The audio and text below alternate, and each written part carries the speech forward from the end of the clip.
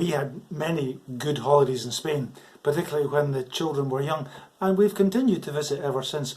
We love Spanish culture, and certainly the sun and the heat doesn't hurt. It's great to be in such a lovely warm climate. Lots of people now find they can't go to Spain, or if they've been, or maybe they're there, they can't get back. So all of a sudden, people are re-evaluating their holiday choices.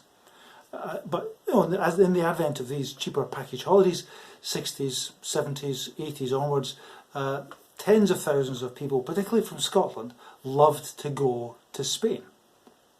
Now, the disadvantage for that really was that many people then always focused on the sunshine and the sangria and the sand and all the enjoyment of that, but then didn't know what was on their doorstep. Generations have grown up who've become really ignorant of their own country. There are people that wouldn't know where to go if you asked them to go to a particular castle or a cathedral or a mountain. And they're now discovering that they are holidaying at home because of the present situation, and that they've got a great country to explore.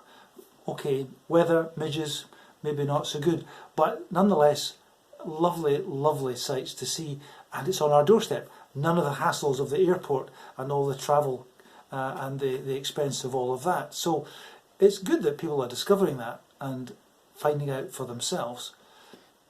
The element also in that is that we like to discover something new or something different.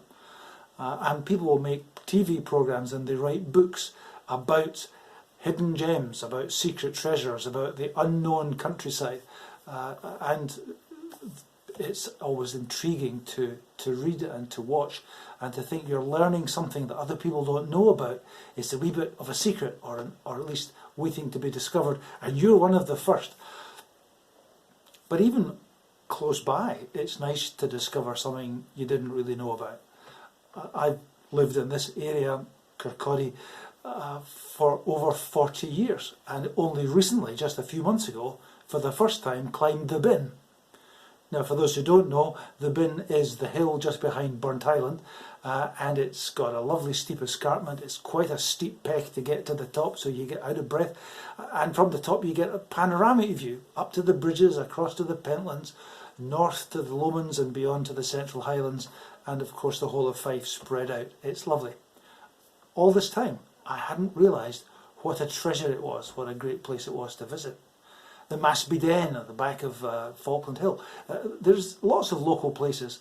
Scotland's secret bunker. There are ducats and castles and dungeons and all kinds of things to look at. And we're now, perhaps more than ever, getting a chance and taking the opportunity to discover these places for ourselves. That's true in life generally. We sometimes don't understand and don't learn about what's right in front of us. We can't see the wood for the trees. We don't maybe understand, for example, our own parents. We take them all for granted. I've listened to many life stories as I've prepared for a funeral. And you ask a family, how did your mum and dad meet? Don't know. Quite often, where did they go to school? Not sure. You know, what was life like? What was their first job? We never spoke about these kind of things. And there's a treasure there about themselves that they don't know about. And we can take so much for granted because it's familiar. It's always been there until it's gone. We don't miss the water till the well runs dry. And that's certainly true of our Christian tradition. People are often interested in more exotic faiths. If it's Buddhist, if it's Hindu, if it's some kind of strange and esoteric philosophy or meditative practice, it's fascinating and it's new but Christianity, the church, not really. And yet when you get into it and you can explain to people how relevant it is, how it does need interpretation, we don't take much of it literally, and yet there are historical parts to it, then we can see it from a different perspective. It's like looking at a familiar landscape, but from a different hill, or from a different wood, a different path. And in so doing, it becomes fresher, deeper, more meaningful, and very much more interesting. So that could be a danger that we run that we just ignore what's on our doorstep because it's familiar.